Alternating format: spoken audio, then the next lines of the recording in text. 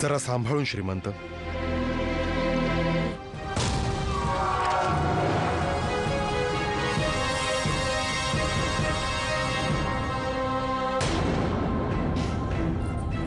तू माझ्या भावल्याला का फेकलास? फेकलं नाही, इंग्रजाला मारलंय. तो चुप. ह्या मुलीला ना बाबासाहेबांनी अगदी डोक्यावर चढवलंय. त्या दिवशी इंग्रजाला मारलं, मग नाना भाऊंना पाडलं आणि आता आम्हाला पण. अगं ताई, रागवतेस का अशी? मी उगाच सगळ्याशी नाही भांडत. ते तर जर कोणी आपल्या मान सन्मानाला धक्का पोचवला तर मला सहन होत नाही. ते मग आपोआपच काहीतरी घडतं. ऐकता आहात ना मोरोपंत? फार स्वाभिमानी मुलगी आहे. तिच्यासाठी वर पण असाच शोधावा लागेल.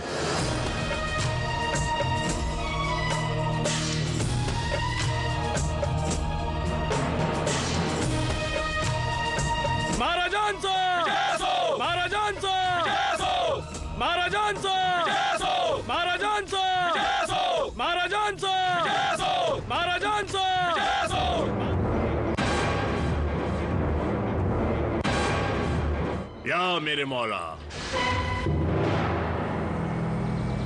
झाशीचा दीपक जळत राहील. गंगाधर, तुझं राज्य सदा चालत राहील.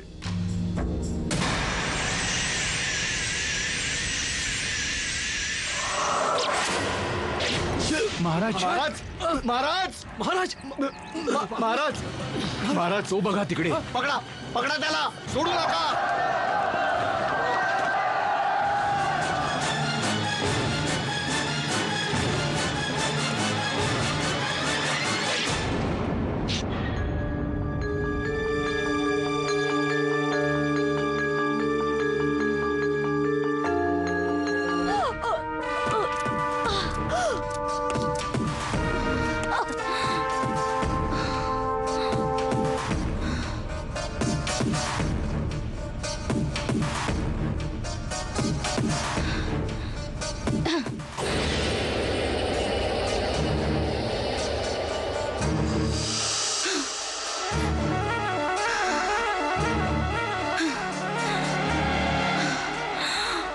आम्ही तुला जगू नाही देणार Gangadharrao.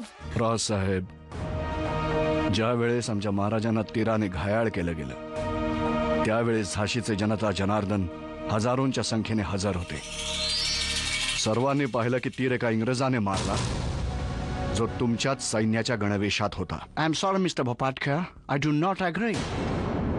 After all, we are the one who put his majesty on the throne. Why would we be the one to kill him? Nana भाऊ, आज आपली परीक्षा आहे.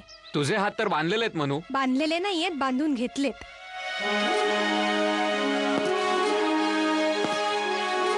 पवन, आपल्या मनूची लाज राख.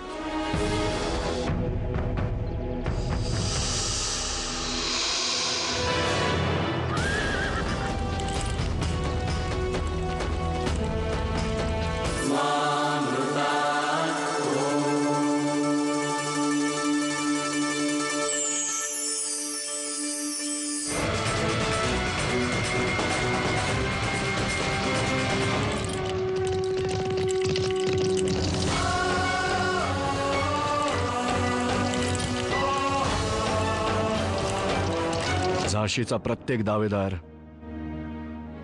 महाराजांचा वैरी आहे.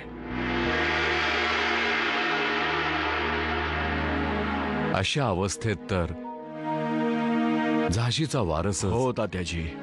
आणि ह्या करता आपल्याला झाशीसाठी अशी राणी शोधायला लागेल जी वारस पण देईल आणि महाराजांच्या जीवनात रंगही भरेल.